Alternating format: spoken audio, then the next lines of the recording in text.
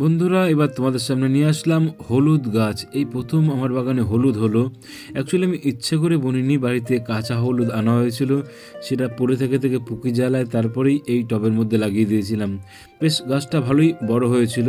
তো এবার চলো দেখি ভেতরে কতটা হলুদ হয়েছে আর কি। পুরো মাটিটা বের করে নিলাম, এবার মাটিটা আস্তে আস্তে ছাড়াচ্ছি আর কি।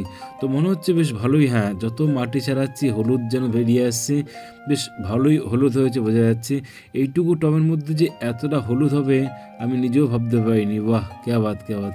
এটা হচ্ছে পুরনো হলুদটা, যেটা বুনেছিলাম আর কি, এটা পচে গেছে, তারপরে এই নতুন হলুদ হয়েছে।